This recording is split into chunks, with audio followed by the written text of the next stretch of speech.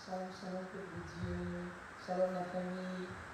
Alors, nous souhaitons la bienvenue à notre culte d'enseignement au centre missionnaire Rehoboth. Nous allons passer des temps où le Seigneur va nous enseigner, des temps où le Seigneur va nous éclairer. La Bible dit que sa parole est une lampe à nos pieds, une lumière sur nos sentiers.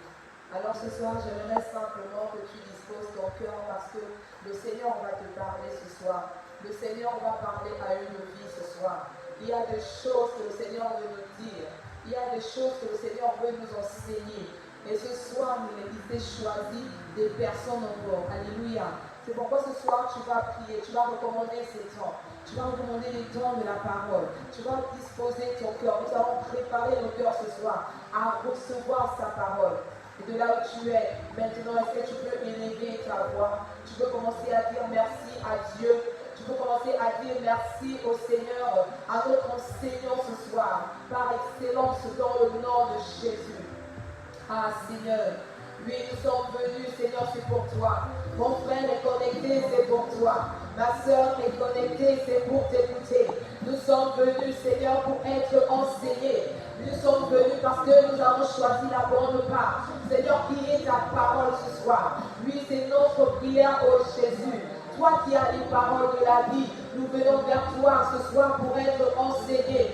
Seigneur, pour reprendre, éternel, ce que tu as prévu pour nous, cette parole que tu as prévue pour mon frère, pour ma soeur, éternel, dans le nom puissant de Jésus. C'est pourquoi, Père, nous disposons nos cœurs ce soir. Seigneur, laisse que cette parole qui sortira ce soir, Seigneur, tombe sur des terres fertiles, que cela porte des fruits. Oh oui, notre Seigneur, notre Roi, c'est notre prière ce soir. Laisse que ton Saint-Esprit prenne au contrôle. Laisse que ton Saint-Esprit soit au contrôle de ces temps, oh notre Dieu, notre Roi.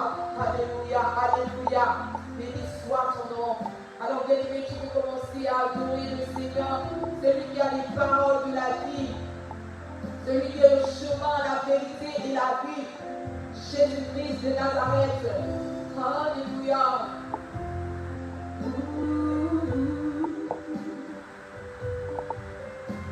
Je veux me dire qu'il a les paroles de la vie. Oh, tu vas lui dire qu'il a les paroles de la vie. Oui, tu vas lui dire qu'il a les paroles de la vie. Jésus, tu as les paroles de la vie. Jésus, tu as les paroles de la vie. Jésus, tu as les paroles de la vie. Oh mon roi,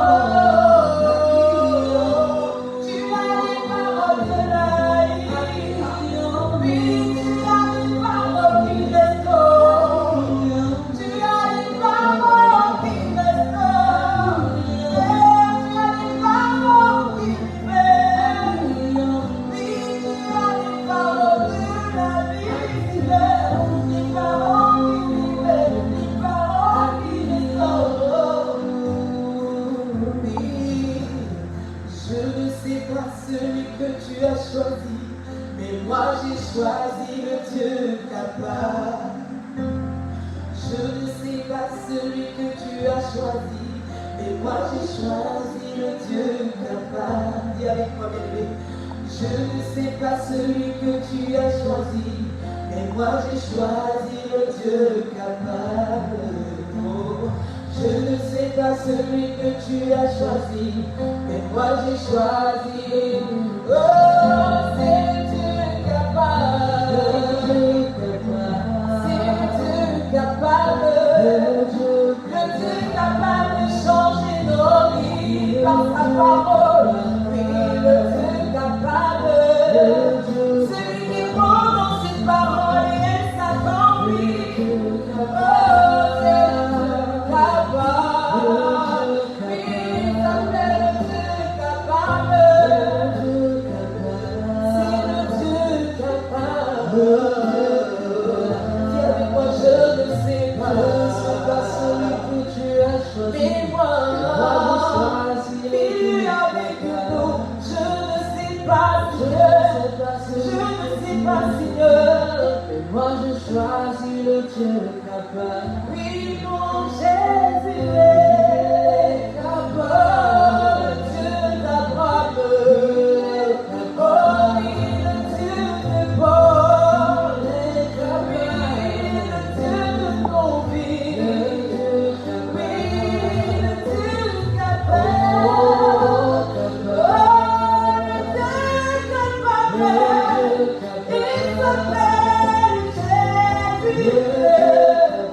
Oui, le Dieu capable. Si tu crois, il te fera du bien. Tu as une question et la réponse ce soir. Par sa parole, il est capable de te répondre. Oh, mon Jésus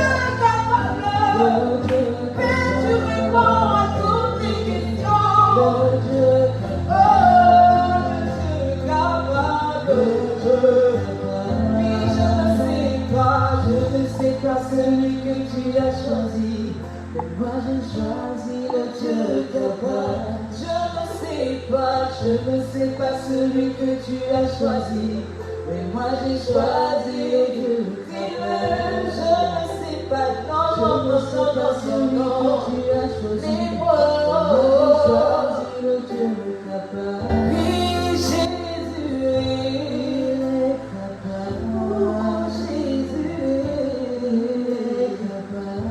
Notre Jésus est capable. Il est capable. Oh, il s'appelle Jésus, le Dieu capable. Il s'appelle Jésus, le Dieu capable. Oh, Jésus est capable.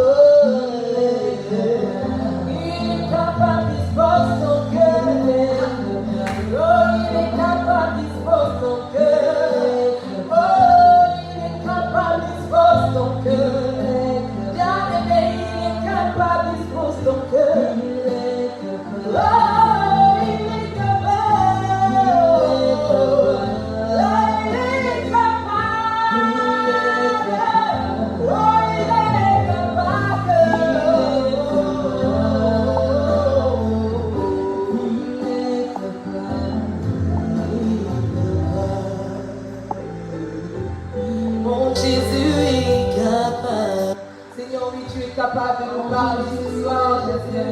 C'est pourquoi nous disposons nos cœurs. Nous disposons nos cœurs pour t'écouter.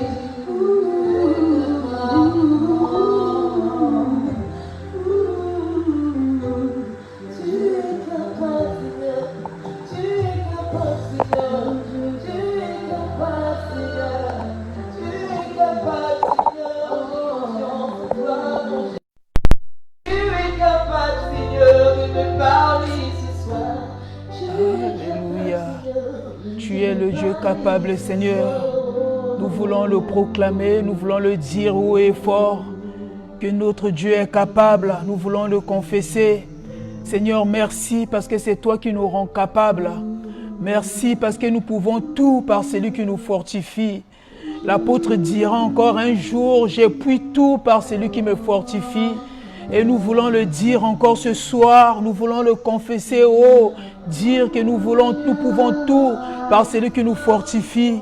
Jésus, merci parce que c'est toi qui nous donnes la force. Merci parce que c'est toi qui ne cesses de manifester ton amour dans nos vies. Seigneur, c'est ta pure grâce que nous sommes dans ta présence ce soir. Seigneur, c'est ta pure grâce que tu nous appelles, ô Dieu de gloire, dans ta divine présence ce soir. Nous voulons bénir ton nom, Emmanuel. Nous voulons te célébrer, le Dieu capable. Nous voulons t'honorer, le Dieu capable. Nous voulons te magnifier, le Dieu capable. Nous voulons t'exalter, le Dieu capable.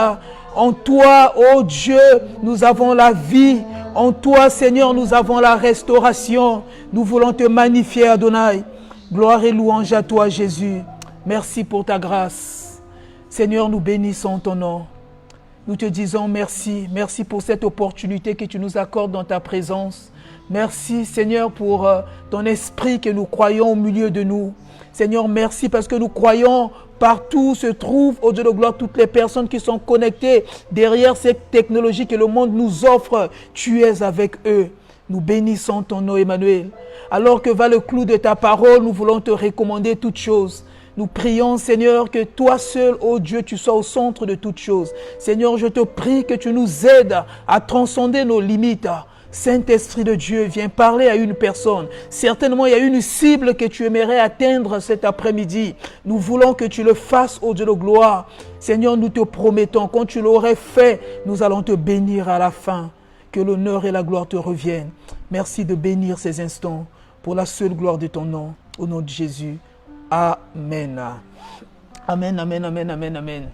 Voilà, bien aimés, nous sommes contents encore une fois de plus de vous retrouver nombreux, connectés derrière vos téléphones, derrière vos ordinateurs pour suivre ce direct, ce culte d'enseignement. Nous savons tous que dans le cadre des restrictions, donc des mesures barrières qui ont été dictées par les autorités, notamment de l'OMS, mais aussi les autorités du pays dans lequel nous nous trouvons, nous avons pensé reprendre nos cultes en présentiel que les dimanches et les cultes en semaine, donc les mercredis et les vendredis. Déjà, nous le faisons en direct, nous le faisons en ligne au travers cet outil que la technologie moderne nous offre.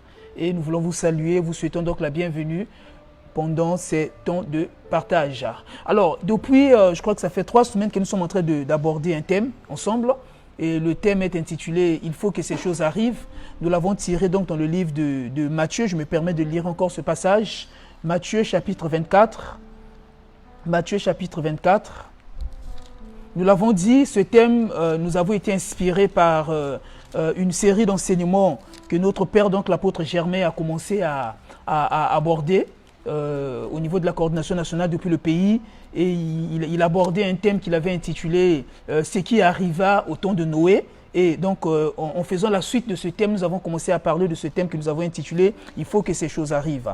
Alors, cet après-midi, je reviens d'abord sur le texte de base, avant que nous puissions découvrir le sous-thème que nous allons développer cet après-midi.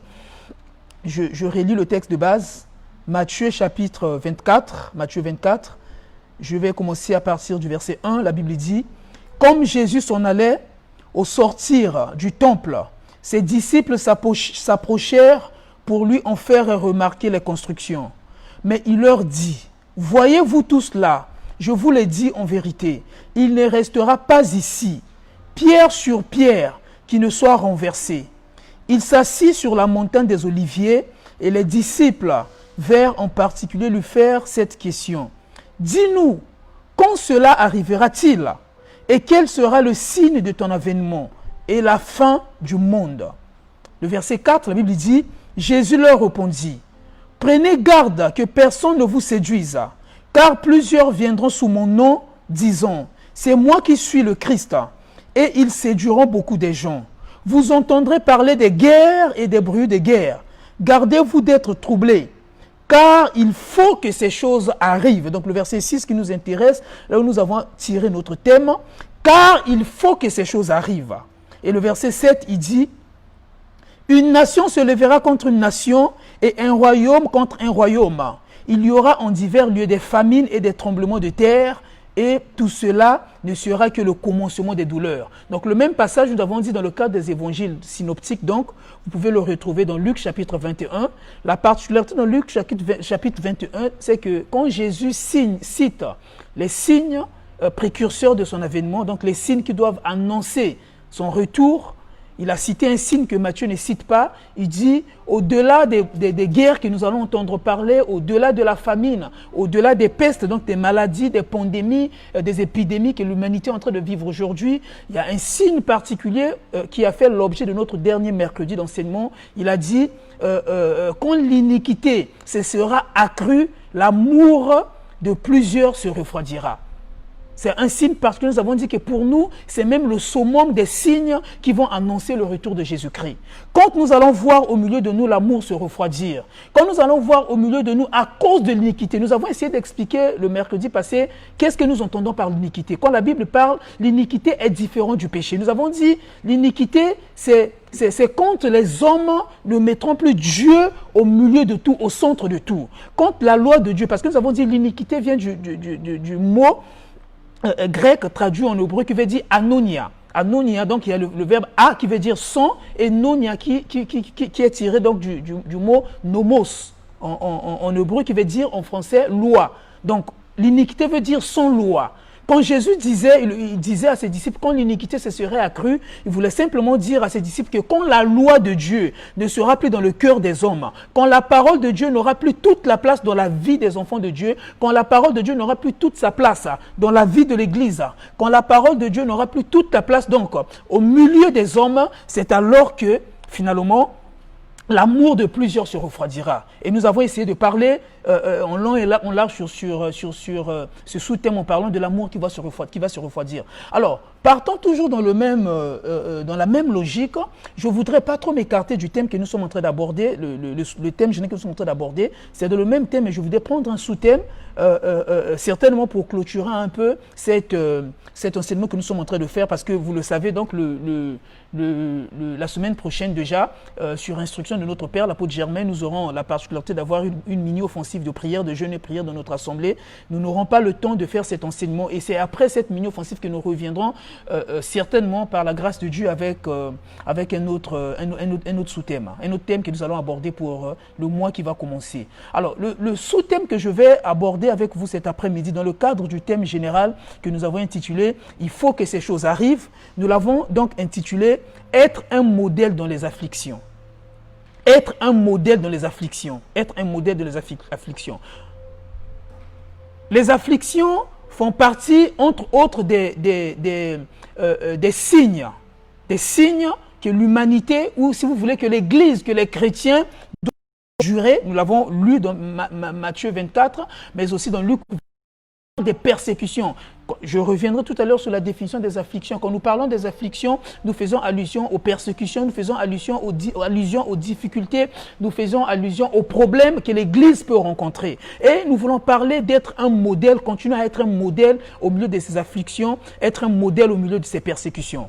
Alors, il y a quelques évidences que nous pouvons affirmer avant d'aller un peu plus loin dans cet enseignement. Ce que nous pouvons dire cet après-midi, c'est que aujourd'hui nous vivons dans un monde qui est en quête perpétuelle des modèles. Nous sommes dans un monde qui n'a plus de modèles.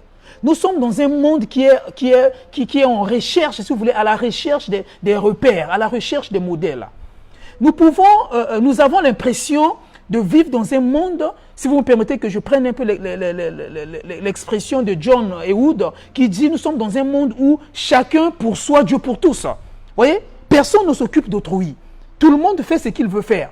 Chacun veut faire ce qu'il veut faire.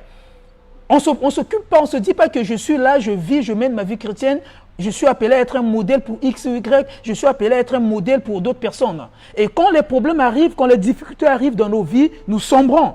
Vous voyez, je reviendrai tout à l'heure sur la difficulté majeure qui nous a poussé de partager sur ce sous-thème. La difficulté majeure qui est, entre autres, que cette maladie, cette pandémie de coronavirus qui est en train de traverser l'humanité aujourd'hui. Vous voyez? Et aujourd'hui, on a l'impression que et les chrétiens et les païens, nous vivons chacun pour soi, Dieu pour tous. L'Église a oublié qu'elle est appelée à être un modèle pour le monde. pendant que le monde est en train de se déchirer, pendant que la maladie est en train de décimer le monde, l'Église est appelée à être un modèle. Les chrétiens ont oublié qu'ils sont des exemples pour ce monde. Le monde a besoin de suivre le modèle des chrétiens. Le monde a besoin de s'inspirer de ce que les chrétiens sont en train de vivre. Vous voyez? Pendant que je donne cet enseignement, comme je disais tout à l'heure, il y a le coronavirus qui est en train de décimer une partie. Que dis-je? Même pas une partie, qui est en train de décimer toute l'humanité. Toute l'humanité aujourd'hui vit sous le clou du coronavirus.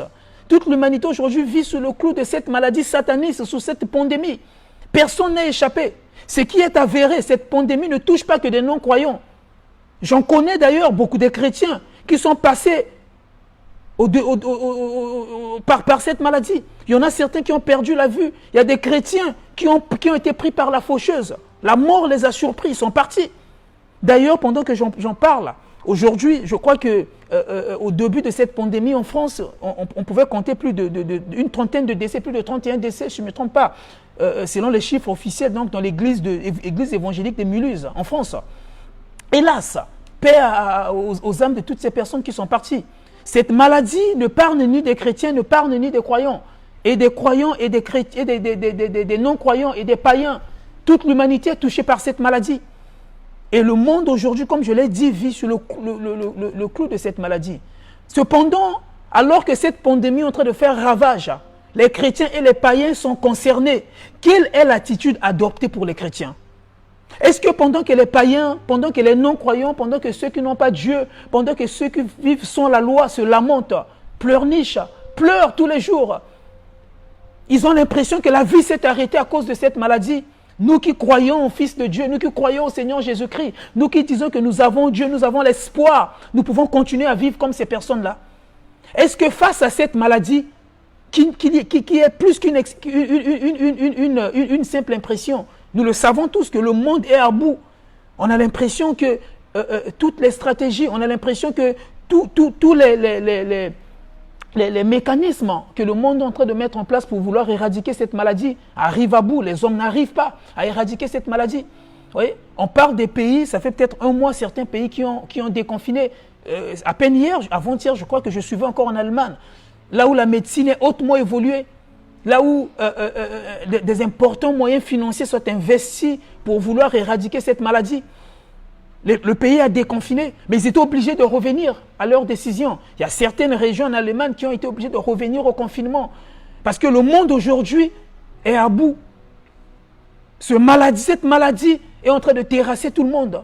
Les grands de ce monde ont capitulé. Oui, il faut que nous puissions l'affirmer, on peut le reconnaître. Coronavirus est une affliction. Coronavirus est une maladie qui est en train de déranger. Coronavirus est une maladie qui est en train de trangler les pays aujourd'hui. Et malheureusement, comme je pouvais le dire, il n'y a pas que des païens qui se retrouvent face à cette maladie. Il y a des chrétiens qui en souffrent aujourd'hui. Et pendant que je parle, je prie que tous les chrétiens, toutes les personnes qui confessent Jésus-Christ comme Seigneur et Sauveur dans leur vie, là où ils se trouvent, qu'ils soient touchés par la main puissante de Dieu, que Jésus-Christ puisse les guérir. Alléluia. Alors, parlons de l'affliction. Nous avons dit que le thème que nous sommes en train d'aborder tout à l'heure, c'est être un modèle dans l'affliction. Alors, parlons de l'affliction cet après-midi. Nous faisons simplement allusion à une tristesse qui est grandement profonde. Une affliction, c'est une tristesse qui est grandement profonde. Une affliction, c'est un abattement qui vient à la suite d'un grave revers. C'est quelque chose d'inattendu. C'est quelque chose qui vient pour bouleverser le cours de l'histoire. C'est quelque chose qui vient pour mettre quelqu'un mal à l'aise dans sa vie. Vous voyez, personne ne peut nous dire, même si moi, je peux l'affirmer aujourd'hui, peut-être que c'est vrai qu'en Afrique aujourd'hui, on parle de plus en plus des malades asymptomatiques. C'est vrai, je ne suis pas touché dans mon corps, mais dès lors que des personnes autour de moi, dès lors que des nations, des pays autour de moi sont touchés, nous sommes tous bloqués. Nous sommes tous touchés d'une manière ou d'une autre. Nous vivons une affliction. Ça fait quelques semaines à peine, presque partout dans le monde, toutes les églises ont été fermées. On n'avait plus là où on pouvait se retrouver pour parler de la part du Seigneur. On n'avait plus là où on pouvait se retrouver pour prêcher la parole de Dieu. On n'avait plus là où on pouvait se retrouver pour communier entre des frères. Et pourtant, la Bible dit qu'il est doux, il est agréable pour des frères de demeurer ensemble. Nous avons partagé un moment d'abattement suite à un grand revers, quelque chose d'inattendu. C'était une grande tristesse profonde que nous sommes en train de traverser. On peut l'affirmer, coronavirus est une affliction. Coronavirus est un abattement, est un revers dans la vie de l'Église aujourd'hui. C'est la vie des nations aujourd'hui. Je l'ai dit tout à l'heure, les nations ont capitulé, les États ont capitulé. Des grandes nations aujourd'hui, on a l'impression que l'économie américaine, qui est un guide, qui est un modèle pour les nations, en perte de vitesse aujourd'hui. Alors que cette maladie, alors que cette affliction est en train de gagner les cœurs, alors que cette maladie est en train de terrasser les vies, quelle est l'attitude que les chrétiens doivent adopter? La Bible nous appelle à être des modèles, nous le verrons tout à l'heure. Comment est-ce que nous nous comportons face à cette maladie? Pendant que cette maladie nous ronge, pendant que cette maladie entre dans nos maisons, pendant que cette maladie entre même dans nos églises, comment est-ce que nous nous comportons? Est-ce que nous gardons dans notre esprit que nous sommes des modèles, que nous sommes les exemples? Vous savez, le cours de l'histoire nous montre que à chaque fois où l'humanité se retrouve à bout, à chaque fois où l'humanité se retrouve perdue, l'assurance, ou si vous voulez, la solution vient de l'Église. Il y a quelques années passées, je crois que vers les années 90, quand les pays africains, notamment les pays d'Afrique subsaharienne, ont passé dans l'ère démocratique, il a fallu organiser des conférences nationales dans presque tous les pays d'Afrique. On parle là au Congo-Brazza, en RDC, au Gabon, au Bénin. Je crois que le Sénégal aussi a connu cette heure de conférences nationales, donc l'ère démocratique. Les pays ont été dessous. Les valeurs des nations ont été renversées. Il a fallu faire recours à l'Église. Ce sont les hommes d'Église qui ont venu pour réhabiliter les valeurs des nations. Au Congo, on s'en souviendra. Il a fallu que cet homme, paix à son âme, Monseigneur Ernest Kombo, arrive pour vouloir réhabiliter les valeurs du Congo. En RDC, il a fallu Monseigneur Mosengo, si j'ai bonne mémoire. Non, Cardinal Maloula, parce que Monseigneur Mosengo est venu bien après. Cardinal Maloula, si je ne me trompe pas, j'ai perdu quelques notions de mes notions d'histoire. Il a fallu que le Cardinal Maloula vienne pour réhabiliter les valeurs. Vous voyez, c'est la même conception, c'est la même chose qui se retrouve actuellement. La même situation que l'humanité se trouve actuellement. Les pays ont perdu les pédales. Les valeurs des pays sont renversées à cause de cette satanique maladie. Et l'Église est où? Où est la place de l'Église? Alléluia. Cet enseignement va poursuivre quelques buts essentiels. Il y a 3 buts essentiels qui sont attachés à cet enseignement. Le premier but attaché à cet enseignement est simplement celui de nous voulons encourager une personne qui vit des moments difficiles. Ça peut être suite à cette maladie, mais aussi suite à autre chose. Ce n'est pas forcément la maladie, ça peut être autre chose aussi qui est un moment difficile pour toi. Nous voulons encourager cette personne à garder sa foi en Dieu. Parce que c'est possible même dans l'affliction, c'est possible même dans les moments difficiles, pendant que la chair te lâche, pendant que tes os se consument, que ta foi reste attachée à Dieu. Un autre but qui est attaché à cet enseignement, c'est que nous voulons préparer quelqu'un à affronter les moments difficiles dans sa vie, en restant un modèle d'intégrité devant les gens, en restant un modèle d'intégrité devant Dieu. Très souvent, il nous arrive dans la vie que quand les difficultés frappent à notre porte, quand le malheur entre dans notre maison, que nous oublions notre foi, que nous nous conformons contre les hommes de ce monde. Nous oublions que le monde attend, la Bible dit dans le livre de Romains, que le monde de l'humanité tout entière attend avec un ardent désir la révélation des fils de Dieu. Pendant que le coronavirus est en train de frapper, l'humanité est en train d'attendre notre révélation. Qu'est-ce que notre Dieu dit? Quel est l'espoir pour ce monde qui est en perte de vitesse? Quel est l'espoir que l'Église doit apporter pour ce monde? Et le troisième but que nous avons attaché à cet enseignement, enfin, c'est encourager une personne à revenir dans sa marche avec le Seigneur, parce qu'il y a plusieurs personnes qui croient en toi. Certainement, les difficultés t'ont englouti. Certainement, tu as perdu un être cher à cause de cette maladie. Certainement, tu as perdu tes projets. Certainement, ton commerce a fait faillite à cause de cette maladie. Mais nous voulons t'encourager de revenir à Dieu. Parce qu'il y a des gens qui croient en toi. Il y a des gens qui attendent la révélation du Dieu que toi tu prêches, le Dieu que toi tu proclames, le Dieu que toi tu sers, afin qu'ils puissent avoir de l'espoir. Alors nous allons lire notre texte de base, je me rends compte que jusque-là nous ne l'avons pas encore lu, dans 1 Thessaloniciens chapitre 1, le verset 6 à 8, un merveilleux texte. Depuis un moment, Dieu me conduit dans le livre de 1 Thessaloniciens. je vais chaque jour, verset par verset, et je vous assure, je ne cesse d'être émerveillé par des découvertes que je fais dans cette portion d'écriture. 1 Thessaloniciens chapitre 1, le verset 6 à 8. La Bible dit, le verset 6, c'est l'apôtre Paul qui parle, il dit, « Et vous-même, vous avez été mes imitateurs et ceux du Seigneur, en recevant la parole au milieu de beaucoup d'afflictions, avec la joie du Seigneur. » Moi, j'ai souligné au milieu de beaucoup d'afflictions, avec la joie du Seigneur. Le verset 7, il dit, « En sorte que vous êtes devenus un modèle pour tous les croyants de la Macédoine et dans l'Achaïe. » Alléluia. Et le verset 8, enfin, il dit, « Non seulement, en effet, la parole du Seigneur a retenti de chez vous, dans la Macédoine et dans l'Achaïe, mais votre foi en Dieu, je l'ai souligné, votre foi en Dieu s'est fait connaître en tout lieu, de telle manière que nous n'avons rien à vous dire. » Alléluia. Vous voyez, ici l'apôtre Paul parle à une église qui a vécu des moments, j'ai envie de dire, un peu pareil au moment que nous sommes en train de vivre aujourd'hui. C'est vrai qu'à l'époque de l'église de Thessalonique, ce n'était pas une pandémie, mais nous sommes ici à la première ère de l'église. C'était à l'époque où la persécution avait atteint son apogée. C'est à l'église où, à l'époque où l'Empire romain, donc qui contrôlait tous les pays d'Asie mineure en allant jusqu'en Israël, faisait passer par la mort tous ceux qui confessaient d'autres religions que les religions qui venaient de chez eux. Donc les chrétiens, vous savez que le christianisme, aux yeux d'abord des judaïsmes, c'est comme une secte. Et les Romains ont combattu cette religion.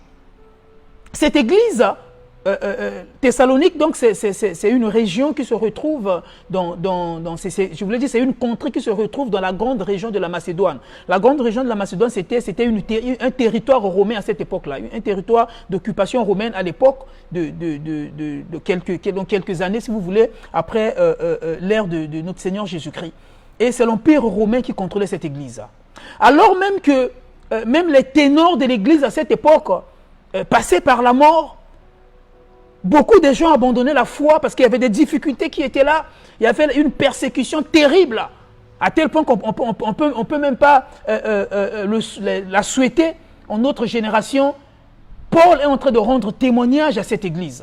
Alors, avant d'aller un peu plus loin, je reviendrai sur ce texte de base tout à l'heure. Je voulais prendre quelques vérités à retenir un peu rapidement en rapport avec notre thème. Nous sommes en train de parler de rester ou garder, être un modèle dans l'affliction. Alors, quelques vérités que nous pouvons retenir dans ce thème, que je vais aller un peu lentement, c'est que, premièrement, certaines situations que nous traversons dans la vie sont destinées à nous former, premièrement. Nous passons une situation, nous traversons une situation difficile dans notre vie. Cette situation arrive dans notre vie, elle est destinée à nous former. Donc, la situation devient pour toi comme un formateur, devient pour toi comme une école, devient pour toi comme un enseignement. Et non seulement que cette situation vient premièrement pour nous enseigner, pour nous former, d'abord nous-mêmes, et ensuite, c'est pour faire de nous un matériel didactique pour d'autres personnes qui se trouveront un jour dans la même situation que nous. Voilà pourquoi chacun de nous, autant que chrétiens, nous devrions garder la foi, nous devrions garder notre confiance, nous devons garder notre espérance en Dieu quand nous traversons de moments difficiles. Parce que chaque moment difficile que je traverse dans ma vie est un enseignement pour moi-même. Dieu m'enseigne quelque chose. Certainement, il m'emmène à une autre étape de vie. Cette pandémie de coronavirus a été un moment difficile dans ta vie. Comme je l'ai dit tantôt, certainement tes affaires ont fait faillite. Certainement tes activités ne marchent plus. Certainement tu as été licencié dans ton travail. Parce que partout dans le monde, il y a eu des licenciements économiques. Des entreprises ont été obligées de réduire leur personnel pour essayer de réduire un certain nombre de charges. Certainement tu en fais partie de ces personnes, tu es victime de cette pandémie. Certainement, tu as été touché, tu as vécu cette maladie. Certainement, tu as perdu un être cher dans ta vie. Certainement, tu vis des moments difficiles à cause de cette maladie. Mais il se peut aussi que tu es épargné par cette maladie. Mais à cause d'une autre chose, tu vis des moments difficiles dans ta vie. À cause d'autres situations, tu vis des moments difficiles dans ta vie. Mais je voudrais que tu le saches, qu'une situation qui arrive dans ta vie, c'est d'abord pour te former toi-même. C'est d'abord un enseignement pour ta vie. Et Dieu permet que tu te retrouves dans cette situation parce qu'il souhaiterait que demain, tu sois un enseignant, que tu sois un matériel didactique pour une autre personne. Tu n'es qu'un précurseur dans cette situation. Une autre personne se retrouvera dans cette situation. Si tu n'as pas expérimenté cette situation, si tu ne l'as pas surmontée, si tu ne l'as pas vécu, tu n'auras pas la possibilité de parler à une personne. Quand nous parlons d'un matériel didactique, un matériel didactique est simplement perçu comme tout matériel réunissant les moyens et les ressources qui facilitent l'enseignement et l'apprentissage. Donc si tu arrives à surmonter la situation que tu es en train de vivre aujourd'hui, pendant que l'humanité tout entière est en train de crier, pendant que l'humanité tout entière est en train de se lamenter, si toi tu gardes ton espérance en Dieu, si toi tu gardes le cap de ta vie, c'est possible que tu sois un matériel didactique, c'est possible que tu sois un enseignement. C'est possible que les gens te prennent pour référence. C'est possible que les gens s'approchent de toi pour chercher à avoir des solutions aux problèmes qu'ils sont en train de traverser. Parce que toi, tu as vécu les mêmes situations. Vous savez, pendant que j'en parle, vous savez pourquoi notre Seigneur est capable de comprendre nos moments de faiblesse, est capable de comprendre les difficultés que nous traversons dans nos vies. Parce que la Bible dit, il y a eu un moment dans l'histoire où il a décidé de prendre le corps humain, il a pris la chair humaine, il a vécu sur la terre, il a traversé des moments difficiles. Voilà pourquoi il a la capacité, il a la possibilité de te dire que toi, tu peux résister dans cette situation. Voilà pourquoi il comprend les situations difficiles que tu es en train de vivre, parce qu'il avait la chair, il avait l'eau et le sang qui coulaient en lui. Lui-même, c'est un matériel didactique. Il n'affirme pas parce qu'il veut affirmer. Quand il affirme parce qu'il a des preuves. Quand il affirme parce qu'il a vécu des mêmes situations. Et nous sommes donc des matériaux didactiques quand nous traversons des situations difficiles de notre vie. Quand nous parlons des matériels didactiques, on peut prendre un exemple aujourd'hui. On peut parler, un exemple palpable, c'est ce que nous appelons par le théorème de Pythagore. Aujourd'hui, aucune personne qui peut se proclamer spécialiste en mathématiques va ignorer ce théorème de Pythagore. Oui, quelques-uns se posent encore des questions sur quoi le théorème de Pythagore, ils ont oublié leur notion. Je vais essayer un peu de rafraîchir la mémoire. Le théorème de Pythagore, donc on parle du théorème de Pythagore, c'est quand dans un triangle rectangle, le carré de la longueur de l'hypoténuse est égal à la somme des carrés de longueur des deux autres côtés. Tu ne peux pas être un grand mathématicien si tu ne te sers pas donc, de ce matériel didactique. Tous les mathématiciens passent par là. Il y a le théorème de Pythagore, il y a le théorème de Thalès, si j'ai bonne mémoire. Ce sont là donc des matériaux didactiques, des choses qui nous servent à apprendre dans les mathématiques. Et ta vie est un théorème. Ta vie est une leçon. Ta vie est un matériel didactique. Si tu arrives à surmonter la situation que tu es en train de vivre, c'est possible que demain, tu sois un modèle, que tu sois un exemple pour certaines personnes. Alors, une deuxième vérité que j'aimerais partager avant d'aller un peu plus loin dans cet enseignement, c'est que nos vies deviennent des véritables leçons quand nous tenons ferme dans les difficultés. Les difficultés peuvent arriver dans nos vies. Je voulais même dire, les difficultés doivent arriver dans nos vies. Mais seulement quand les difficultés arrivent, nous devenons des enseignants, nous devenons des modèles, nous devenons des exemples, quand nous gardons notre foi, quand nous restons fermes dans ces difficultés. Paul et ses compagnons n'ont pas eu besoin d'envoyer des lettres dans toute la Macédoine. Quand nous lisons notre texte de base, ils n'ont pas eu besoin d'envoyer toutes les lettres dans toutes les églises, dans toute cette contrée, dans toute cette localité, dans toute cette province de la Macédoine. Ils n'ont pas eu besoin d'envoyer des lettres. Mais la vie, la foi, bref, l'expérience des Thessaloniciens était devenue une lettre pour cette contrée. Les gens pouvaient simplement voir la vie des chrétiens de Thessalonique pour affirmer leur foi. Quand ils voyaient comment est-ce que cette église dans les difficultés, quand ils voyaient comment est-ce que cette église dans les moments de faiblesse arrivait à garder sa foi, ils pouvaient continuer à croire en Dieu. Cette église était devenue un modèle pour cette contrée, était devenue un modèle pour cette région. L'église de Thessalonique et ses chrétiens étaient devenus une référence, un modèle dans la période trouble et sombre de l'histoire de l'église, la période de la persécution romaine. Aujourd'hui, nous sommes tous persécutés par cette maladie. Aujourd'hui, nous sommes tous affligés par cette maladie. Mais c'est l'église du Seigneur qui devait donner un message d'espoir pour les nations. Dans chaque pays où une église se trouve, dans chaque pays où l'église du Seigneur se trouve, cette église devait être un message, devait être un modèle d'espérance. Oui, il y a coronavirus. Oui, les hommes meurent comme des animaux. Oui, cette maladie est en train de ravager l'humanité. Mais une chose est certaine, c'est que combien même qu'il y a coronavirus sur la terre, Jésus-Christ est toujours assis sur son trône. Cette maladie n'a pas arrêté le règne de Jésus-Christ. Cette maladie n'a pas arrêté l'action de Christ sur la terre. Son action continue à se dérouler sur la terre. Et c'est à l'Église d'emmener ce message d'espoir. Dans 2 Corinthiens chapitre 3, le verset 2 à 3, l'apôtre Paul écrivant aux Corinthiens, tout en leur reprochant la vie qu'il menait, il rappela que cette Église est une lettre que le monde doit lire. Il dit, vous êtes une lettre de Dieu. Aujourd'hui, nous sommes une lettre. L'Église est une lettre. Et qu'est-ce que Dieu a écrit? Vous savez qu'on peut être une lettre sans qu'on nous ouvre. Hein? Tu peux avoir une lettre chez toi à la maison. Je me rappelle, ça fait, je crois, 2 dimanches, une personne que j'aime beaucoup, que j'apprécie, m'a écrit des jolis mots. Elle a mis dans une enveloppe une petite lettre. Il m'a donné, je l'ai emmené chez moi à la maison, tellement que j'étais fatigué. C'était un dimanche, je crois. Je sortais d'un programme de prière. Je n'ai pas eu le temps de lire la lettre. Je l'ai gardée sur ma table. C'est le soir même, quand j'ai ouvert la lettre, que j'ai vu les jolis mots que la personne avait écrit. Donc, tout ce temps que j'avais gardé cette lettre sur ma table, je ne pouvais pas comprendre le message qui a été écrit. La lettre doit être lue, la lettre doit être visible. Nous sommes une lettre. Vous savez qu'il y a certaines personnes dans le monde, ils n'auront même pas le temps d'aller lire la Bible. Ils auront espoir, ils auront confiance. Certainement, ils rencontreront Dieu dans leur vie qu'en voyant la vie des chrétiens, en voyant la vie de l'Église, en voyant ce qui se passe dans la vie des enfants de Dieu. 2 personnes se retrouvent dans une même situation. Il y a une qui est chrétienne et une autre qui n'est pas croyante. Mais quelle est l'attitude que la personne qui croit en Seigneur Jésus-Christ devait avoir? C'est l'attitude que cette personne doit manifester, qui sera un message d'espoir pour cette personne qui ne croit pas au Seigneur Jésus-Christ. L'Église du Seigneur, où es-tu pendant que cette période troublante de l'humanité? Pendant que le monde est en train de traverser des moments difficiles, l'Église du Seigneur est où? Quel est le message que l'Église doit apporter à l'humanité? Chrétiens, où sommes-nous pendant que la COVID... Quelle est l'attitude que nous avons ou nous devrions avoir face à cette pandémie?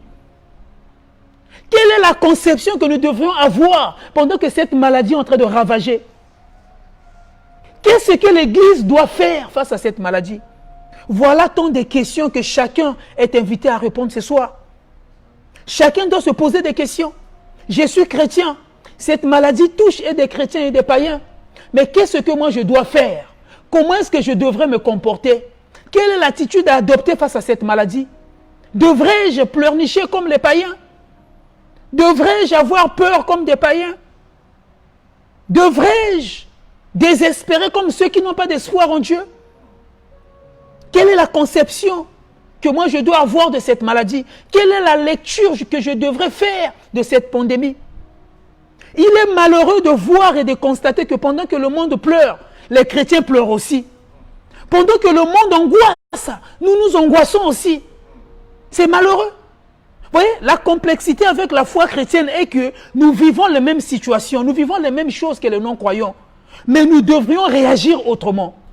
Ce sont les mêmes situations que nous traversons. Ce sont les mêmes problèmes que nous vivons. Mais autant que chrétiens, nous avons un espoir qu'eux, ils n'ont pas. Nous avons un Dieu. Jésus-Christ dit dans sa parole que je serai avec vous jusqu'à la fin du monde.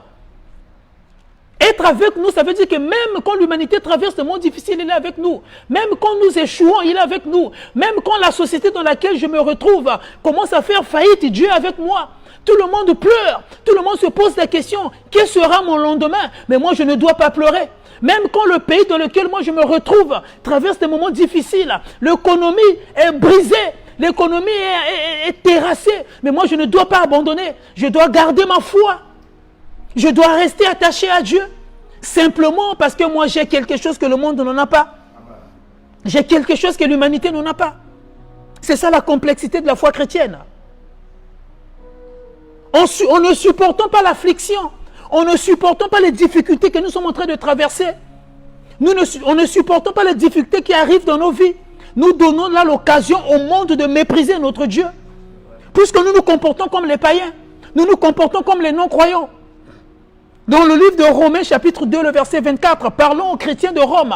Écoutez ce que l'apôtre Paul dit aux chrétiens de Rome. Il dit, car le nom de Dieu est à cause de vous blasphémé parmi les païens. Vous voyez? Souvent, nous pensons que cette parole ne tient lieu que pour le péché. Ce n'est pas forcément pour le péché.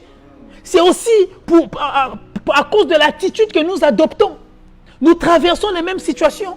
Mais quand toi, tu pleures, une personne qui n'a pas Dieu, lui aussi, il pleure. Quel est le message que tu communiques à cette personne? Toi qui sembles avoir Dieu. Voyez? Les non-croyants sont sans espérance. Ils n'ont pas un repère. Ils comptent sur leur intelligence, ils comptent sur leur force. Mais c'est normal qu'ils se lamentent, c'est normal qu'ils pleurnichent ainsi. Mais nous avons un Dieu. Quand tout va mal, crions à Dieu. Tournons nos regards à Dieu. Les païens, ils pleurent. Nous, on ne devait pas pleurer, on devait avoir nos regards fixés vers Dieu. Le monde vit à l'envers aujourd'hui. Au lieu que les non-croyants viennent chercher les solutions auprès des chrétiens, ce sont des chrétiens qui courent derrière les païens parce qu'ils ont faim, parce qu'ils sont dans la galère, parce qu'ils traversent des moments difficiles. Nous voyons aujourd'hui comment est-ce que les jeunes chrétiens troquent leur foi. Nous voyons aujourd'hui comment est-ce que les jeunes chrétiens abandonnent leur foi. Ils courent derrière des loges, ils courent derrière les sectes. Ils partisent avec le diable parce qu'ils cherchent des solutions. Au lieu d'attendre que le monde vienne chercher la solution à l'église, nous partons chercher la solution dans le monde. Vous voyez? Moi, ça me fait mal d'apprendre qu'une sœur chrétienne est partie voir une personne qui ne prie pas pour qu'il puisse l'emmener chez une maman nganga ou un papa nganga pour concevoir parce qu'elle n'arrive pas à mettre au monde. Donc tu vas voir une personne qui ne prie pas, une personne qui est sans espérance, une personne qui est sans foi ni loi, pour qu'elle te conduise à chercher la solution à tes problèmes. Au lieu que cette personne vienne vers toi, au lieu que toi tu sois la solution au problème que cette personne est en train de vivre. Nous vivons des situations à l'envers. Tu as faim, oui. Tu es en train de galérer, oui. Mais garde l'espérance en Dieu. Garde ta foi en Dieu. Rien n'est encore perdu. Dans Matthieu chapitre 12, le verset 42, parlons de l'influence qu'avait Salomon et du fait que les gens quittaient de partout pour entendre sa sagesse. Écoutez ce que Jésus dit. Il dit, il y a ici plus que Salomon. Si à l'époque, les gens pouvaient traverser gauche-droite pour venir voir Salomon, pour écouter la sagesse de Salomon, pour trouver des solutions aux problèmes qu'ils vivaient auprès de Salomon. Mais nous avons plus que Salomon. Nous avons Jésus. Le même esprit, le même Saint-Esprit que Salomon a utilisé, c'est le même Saint-Esprit que nous avons aujourd'hui. On peut continuer à garder espérance. On peut continuer à garder la foi. Dans 1 Thessaloniciens chapitre 1, le verset 6 ou 8 que nous avons lu, il y a 3 choses, 4 d'ailleurs qui attirent notre attention. L'apôtre Paul dit, au milieu de beaucoup d'afflictions, vous avez gardé votre foi. Il ajoute, il dit, avec la joie du Saint-Esprit. C'est possible que pendant cette pandémie, pendant que l'humanité est en train de traverser des moments difficiles, pendant que le coronavirus est en train de faire du mal à l'humanité, qu'une personne qui croit en Dieu puisse garder sa foi. C'est possible pendant que tout va mal dans ta famille, pendant que tout va mal dans ton entreprise, que tu gardes ta foi au milieu de cette affliction, que tu aies la joie du Saint-Esprit. Et dans le verset 7, il ajoute, il dit, vous êtes devenus un modèle pour les croyants. Les gens doivent venir auprès de toi te poser des questions. Mais et pourtant, nous traversons les mêmes situations. Et pourtant, ça fait 3 mois, 4 mois que le PDG ne nous paye pas. Comment est-ce que toi, tu fais pour vivre? Comment est-ce que tu rayonnes toujours? Comment est-ce que tu as toujours la joie? Tu dois être un modèle. Tu dois être un modèle. C'est difficile pour toi. Mais garde l'espérance, garde la foi. Et la troisième chose qu'il ajoute, il dit, non seulement en effet, la parole du Seigneur a retenti chez vous, dans la Macédoine et dans l'Achaïe, il dit, mais votre foi en Dieu s'est fait connaître en tout lieu. Même dans les moments difficiles, c'est possible de garder sa foi en Dieu. Même dans les moments difficiles, c'est possible de rester attaché en Dieu. Nous l'avons dit le mercredi passé, nous sommes dans une période où l'amour de plusieurs va se refroidir. Parce que l'affliction est en train de frapper dans les portes. Parce que la difficulté est en train de frapper. La difficulté entre dans nos maisons. Nous pouvons garder notre foi. Alléluia. Pour conclure donc ce bref enseignement, dans Romains chapitre 5, le verset 3 à 5, l'apôtre nous parle des biens fondés de supporter l'affliction. Il dit, bien plus encore, nous nous glorifions même dans les afflictions. Donc même dans les moments difficiles, c'est possible de glorifier Dieu. Il dit, nous nous glorifions même dans les afflictions, sachant que l'affliction produit la persévérance. Pour persévérer en Dieu, il faut traverser les moments difficiles. Comment est-ce que tu sauras que toi tu es persévérant si tu ne vis pas le moment difficile? Comment est-ce que tu sauras que tu es persévérant si tout va bien dans ta vie? La persévérance arrive quand nous traversons les moments difficiles. Et il continue, il dit, la persévérance, la victoire. Donc la persévérance donne la victoire dans l'épreuve. Et cette victoire donne l'espérance. Et le verset 5, c'est merveilleux. Il dit, l'espérance ne trompe point, parce que l'amour de Dieu est répandu dans nos cœurs par le Saint-Esprit. Alléluia. L'espérance avec Dieu ne trompe pas. Nous pouvons garder la foi en Dieu. Nous pouvons avoir la joie pendant que nous traversons les moments difficiles. Pendant que cette maladie est en train de terrasser une personne, c'est possible de garder la foi en Dieu. C'est possible de rester attaché à Dieu. C'est possible de rester attaché à Dieu. Pendant que je termine ce message, je voulais prier avec une personne. De là où tu es, chez toi à la maison, tu peux simplement t'incliner dans la prière. Nous allons prendre un tout petit temps dans la prière. Nous voulons crier à notre Dieu.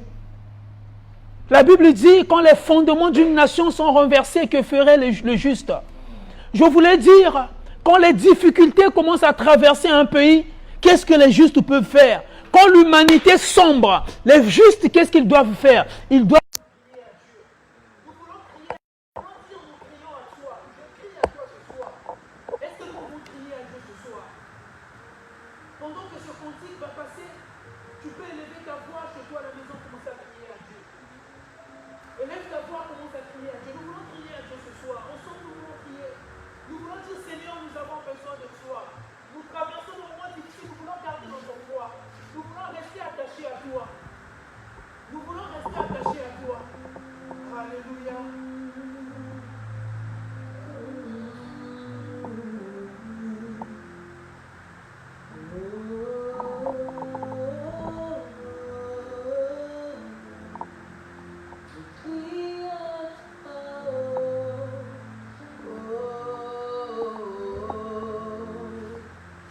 Oh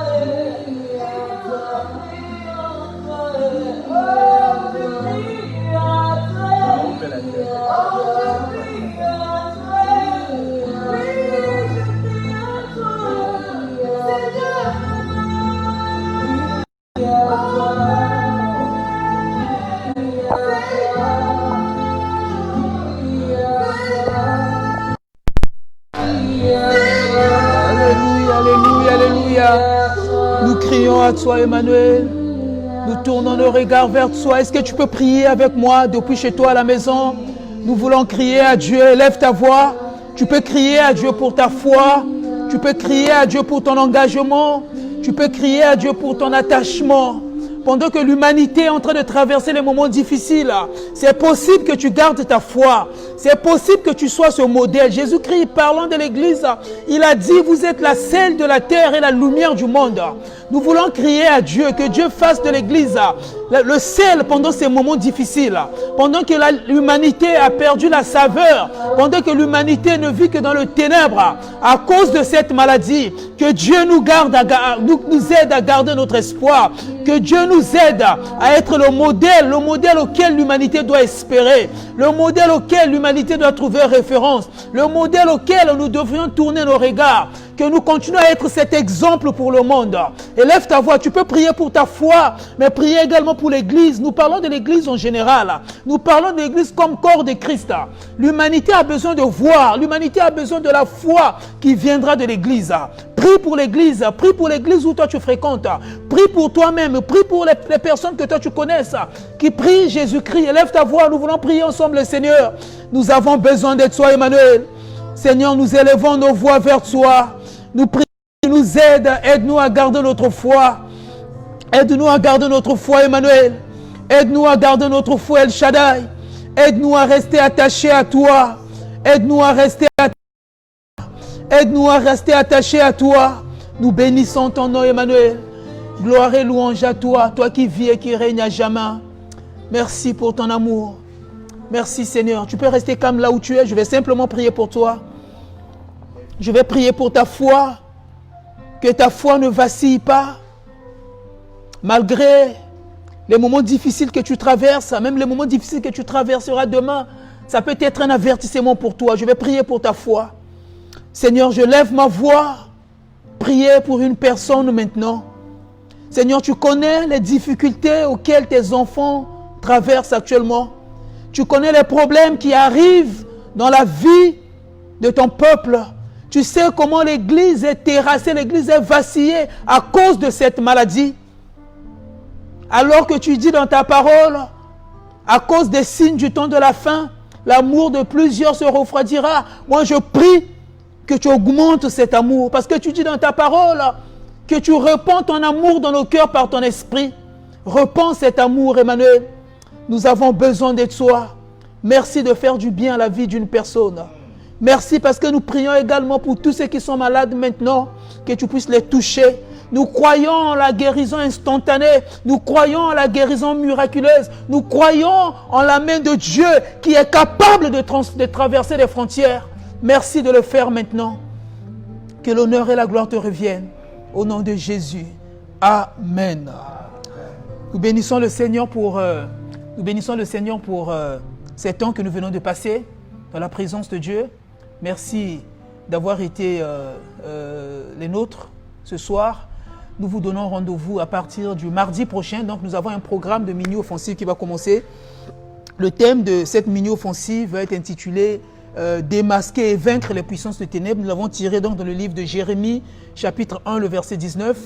Donc, à partir du mardi, à partir de 18h, nous serons connectés pour un marathon de 6 jours. Du mardi jusqu'à dimanche, et nous vous encourageons, même si vous n'êtes pas ici à Dakar, vous voulez faire ce programme avec nous. J'ai vu, vous êtes nombreux de partout à nous suivre, vous pouvez rester connectés, jeûner avec nous, nous allons jeûner et manger après 19h30, donc l'heure à laquelle nous allons clôturer ces temps de prière. Que le Seigneur vous bénisse, merci beaucoup, à nous revoir prochainement.